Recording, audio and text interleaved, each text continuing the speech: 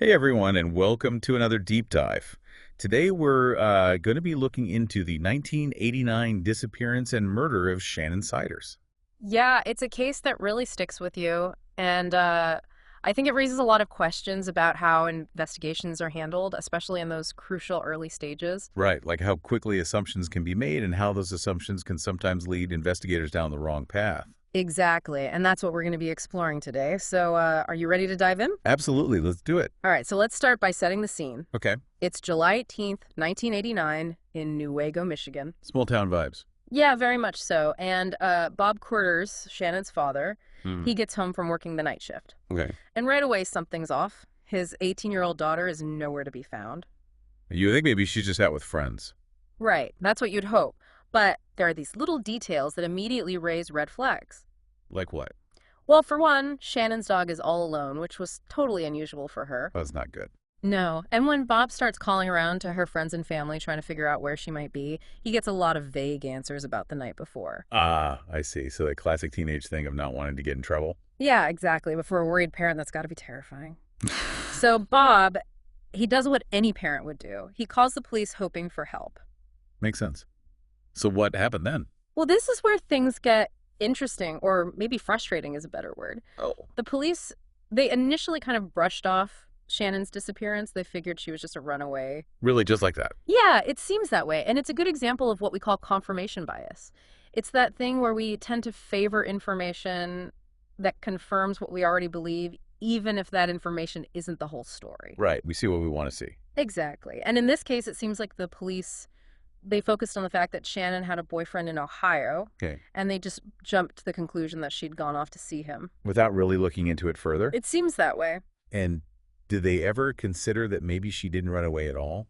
Well, that's the thing. Shannon's family, they were adamant that running away was totally out of character for her. So why didn't the police listen to them? It's hard to say for sure, but you have to wonder if they had taken Bob's concerns more seriously right from the start, would things have turned out differently? It's a question that haunts a lot of these cases, right? Absolutely. And there's another detail that they seem to miss. Shannon missed a birthday call to her aunt. Oh, wow. Yeah, and we all know how important those family things are. Missing something like that, especially for someone like Shannon, that was a huge red flag. It's like they were so focused on their runaway theory that they didn't even consider other possibilities. It does seem that way, and that initial assumption of a runaway, it had a real consequence. It delayed a much more thorough search and investigation. So precious time was lost. Exactly. So what was it that finally made the police shift gears and take this case more seriously? Well, a few days later, Shannon's ID and her father's gas card were found near a bonfire spot that was known for teenage parties. And did that change things? It did. This discovery, along with the missed birthday call it, finally pushed the police to take the case more seriously. They started to consider that maybe something more sinister had happened to Shannon. Well, at least that's something. But it's still so frustrating that it took that long for them to really start looking. Oh, absolutely. Those early days in an investigation, they're crucial. And in this case, it seems like those early missteps, they had a lasting impact. So then what happened? Sadly, the shift in the investigation, it came too late. Oh, no. 3 agonizing months went by with Shannon's family holding on to hope. You can't imagine what they were going through. No, not at all.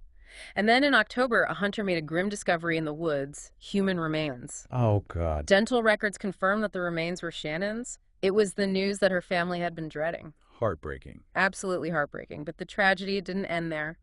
The medical examiner's report, it revealed the horrifying truth about Shannon's final moments. What did they find? Broken bones, head trauma signs of mutilation. It was clear that Shannon had suffered a brutal death, and it was likely motivated by something sexual. Just awful. It was a horrific discovery, and it completely changed the direction of the investigation. Of course, now they had to figure out who could have done such a terrible thing. Right, and with no immediate suspect suspicion, it started to fall on those closest to Shannon. Okay, so who became the prime suspect? Well, believe it or not, it was Shannon's own father, Bob. Her father, but why? There were a few reasons, I guess. He knew the area where the body was found, and there was that incident in the past where he'd slapped Shannon. Oh, so they were looking at him because of that. It seems that way, but for Bob, it was like being victimized twice. First by the loss of his daughter, and then by being accused of her murder. I can't imagine how he must have felt. No, it's unimaginable. So what did he do? Well, he vehemently denied any involvement, and he even agreed to take a polygraph test. And did he pass? He did.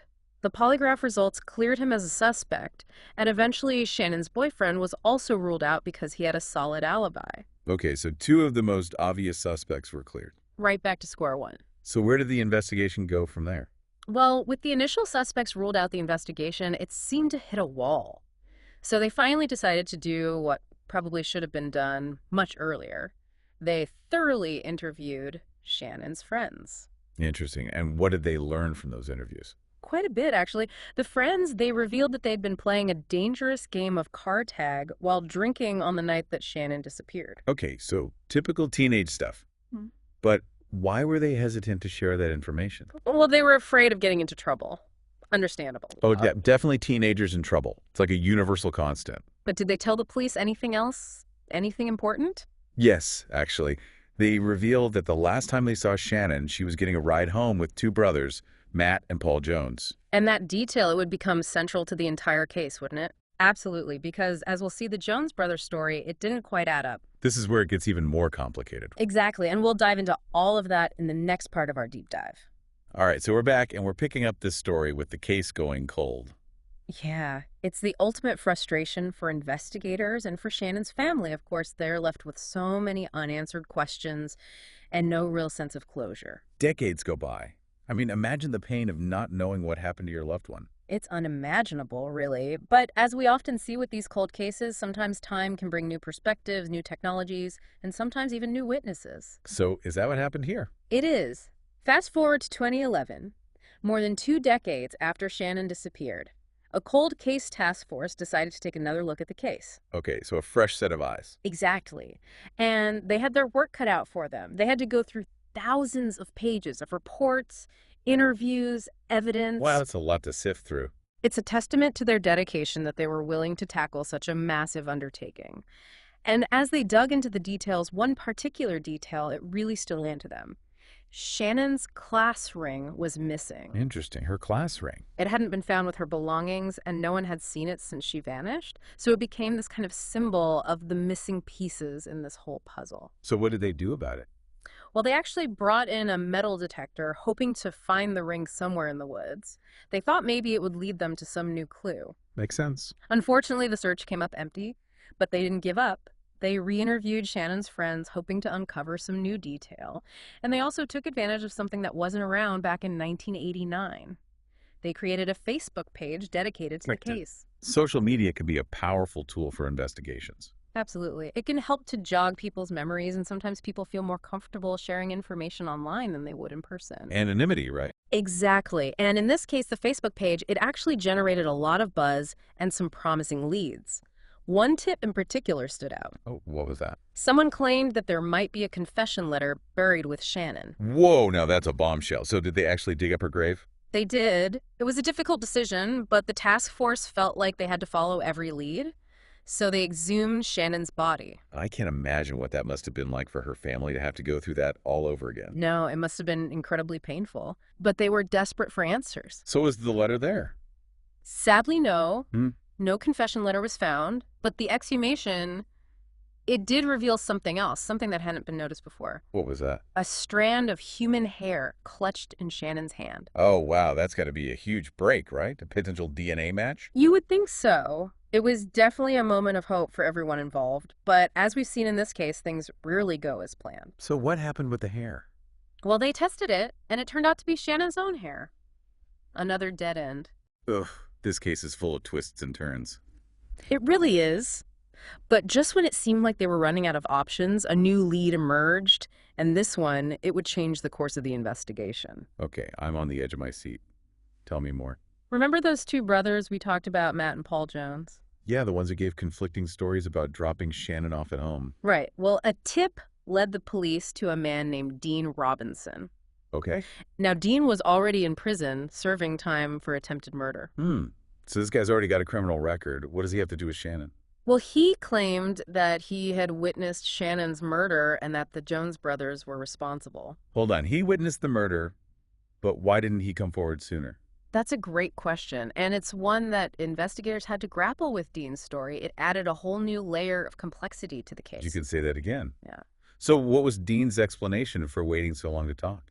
Well, he had his reasons. He claimed that he had been afraid to come forward because of his own involvement in criminal activity. And he also mentioned that there was another person with him that night, a young woman named Jenny Corian. So two people potentially saw what happened but stayed silent out of fear. It's not uncommon in cases like this, especially when witnesses are young or involved in things they shouldn't be. So with Dean's testimony, did the case against the Jones brothers start to solidify? It did, but it wasn't without its challenges. Dean's credibility as a witness was definitely going to be called into question, given his criminal history and the fact that he waited so long to come forward. So it sounds like this is far from an open and shut case. You got it. Oh. And in the final part of our deep dive, we're going to explore the trial, the evidence presented, and the lingering questions that still surround this case to this day. So we're back and ready to unpack the final chapter in this really complex story about Shannon Siders. Yeah, and as you'll recall, we left off with a major development in the case. Dean Robinson, a man already serving time for another crime, comes forward and claims he actually witnessed Shannon's murder and that the Jones brothers were responsible. Right, huge twist. But of course, it's not as simple as that. Dean's story is complicated by the fact that he waited so long to come forward. Exactly, and that's something that both the prosecution and the defense had to really grapple with. So let's fast forward to the trial itself. Yeah. What happened there? Okay, so the trial begins in April 2015, and as you might expect, it became this battle of narratives. Oh, yeah, I bet. The prosecution, they presented Dean and Jenny's eyewitness accounts, arguing that those accounts, along with inconsistencies in the Jones brothers' alibis, pointed towards their guilt. Okay, and what was the defense's strategy? Well, as you might expect, they attacked the credibility of the witnesses. They highlighted Dean's criminal history, suggested he might have a motive to lie, maybe hoping for a lighter sentence. And of course, they pointed to the fact that he waited so long to come forward. Yeah, that's a classic defense tactic, isn't it? Trying to create doubt, especially when there's no physical evidence directly linking the suspects to the crime. It is, and in this case, the defense, they also emphasized that lack of physical evidence. They kept hammering on the fact that there was no DNA, no fingerprints, nothing concrete that tied the Jones brothers to Shannon's murder. So you've got these conflicting stories, no physical evidence, a whole lot of emotion running high. I mean, it must have been so difficult for the jury to sift through all of that. Oh, absolutely. It was a heavy burden for them to carry. Yeah. And after weeks of deliberation, they finally reached a verdict. Matt Jones was found guilty of first-degree murder, Wow. and his brother Paul was found guilty of second-degree murder. So after all these years, Shannon's family finally got some measure of justice. Yeah, you would think so, but as we know with this case, there's always another twist. Okay, don't leave me hanging. What happened? A few years after the trial, Dean Robinson, he recants his entire testimony. So the key witness, the one who put the Jones brothers behind bars, is now saying he made it all up. Yeah, it's a pretty shocking development. What was his explanation for this sudden change of heart? Dean claimed that he'd been pressured by the police to lie that he'd never actually witnessed Shannon's murder and that the Jones brothers were innocent. Okay, so now we're really in murky territory. Oh. Who's telling the truth? What about Jenny? Did she recant her story too? As far as I know, Jenny has stood by her original account, but Dean's recantation, it really throws everything into question. Yeah, I mean, how do you even begin to sort through all of this? We've got conflicting accounts, a lack of physical evidence, a key witness who's changed his story. It's just a lot to process. It is, and it kind of highlights the limitations of our justice system sometimes. Despite everyone's best efforts, the truth, they can be incredibly difficult to uncover. And for Shannon's family, this must be like reopening an old wound. Oh, absolutely. They thought they had found closure with the convictions, but now everything's uncertain again. It's just heartbreaking. And on top of all of that, you've also got a private investigator, Bill Proctor, who's been working tirelessly to try and prove the Jones brothers' innocence. He believes that they were wrongfully convicted based on flawed evidence and coerced testimony.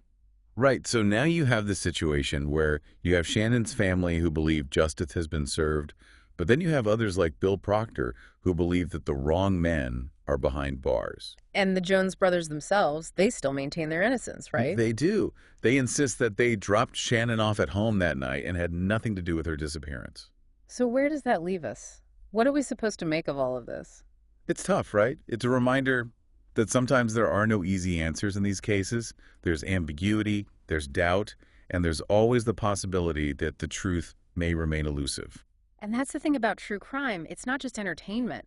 It's about real people, real lives, and the very real consequences of the crimes that are committed and the investigations that follow. Exactly. And this case in particular, it really makes you think about the weight of witness testimony, the importance of thorough investigations, and the fact that the justice system, while it strives for fairness, it's not perfect. Well said.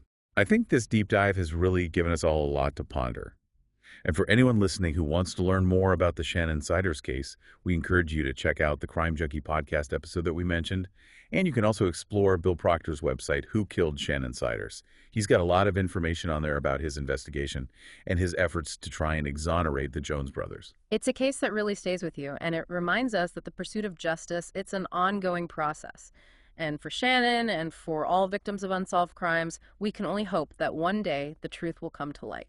Thanks for joining us on this deep dive. It's been a heavy one, but it's so important to keep these stories alive and to keep searching for answers. Absolutely. And until next time, keep those detective hats on and keep asking those tough questions. We'll see you soon for another deep dive.